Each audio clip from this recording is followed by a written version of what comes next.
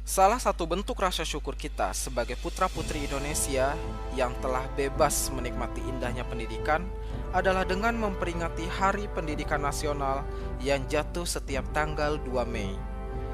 Berbicara tentang Hari Pendidikan Nasional, kita tidak boleh melupakan jasa seseorang yang telah mengangkat derajat pendidikan di negara ini. Beliaulah Ki Hajar Dewantara. Nah, agar lebih mengenal sosok Ki Hajar Dewantara, simak terus video ini. Ki Hajar Dewantara lahir di Paku Alaman pada tanggal 2 Mei 1889 dengan nama Raden Mas Suwardi Suryaningrat. Cucu Paku Alam ketiga ini sempat mengenyam pendidikan sekolah guru Jawa atau yang dulu namanya Stovia. Namun tidak sempat selesai sebab Ki Hajar mengalami sakit. Akhirnya, Raden Mas Suwardi menjadi wartawan di beberapa surat kabar seperti Sedio Tomo, Midden Java, The Express, Utusan Hindia, Cahaya Timur, dan lain-lain.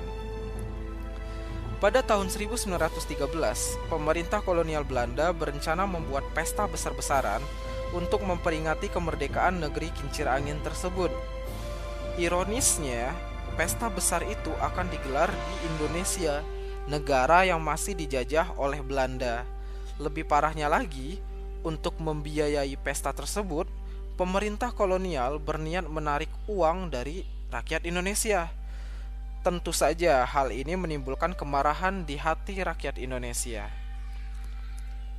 Ki Hajar yang saat itu dikenal sebagai jurnalis dan penulis ulung juga merasa kesal dengan sikap pemerintah kolonial Belanda tersebut. Beliau mengungkapkan ekspresi kekesalannya dengan menulis esai yang berjudul Als ik een Nederlander was, yang dalam bahasa Indonesia berarti seandainya aku adalah seorang Belanda.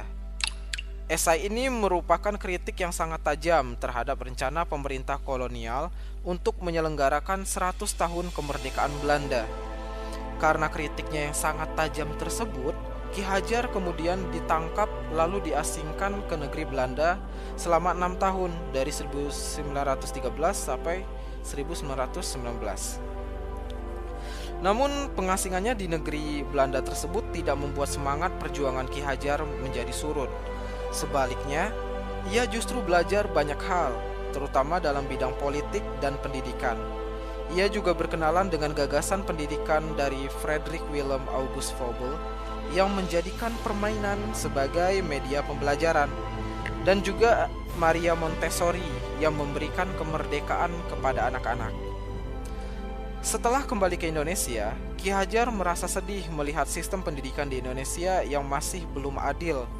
Sebab pendidikan yang diselenggarakan oleh pemerintah Hindia Belanda pada saat itu hanya untuk kaum bangsawan maupun pangreh praja atau pegawai pemerintah, sehingga rakyat jelata tidak diberikan kesempatan untuk bersekolah.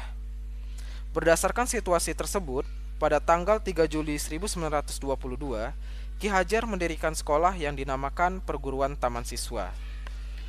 Kehadiran perguruan taman siswa membuka kesempatan bagi semua orang untuk bisa bersekolah secara mudah dan murah. Mudah karena tidak ada persyaratan-persyaratan khusus, sedangkan murah karena biayanya terjangkau oleh semua golongan.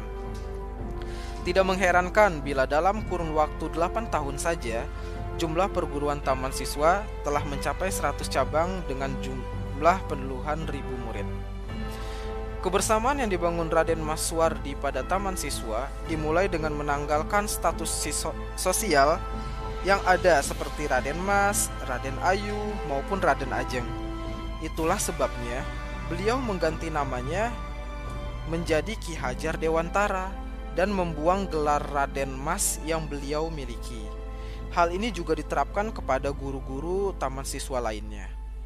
Bagi Ki Hajar Dewantara, pendidikan nasional adalah pendidikan berdasarkan garis hidup bangsanya dan ditujukan untuk keperluan peri kemanusiaan yang dapat mengangkat derajat negeri dan rakyat sehingga berkedudukan sama dan layak bekerja sama dengan bangsa lain.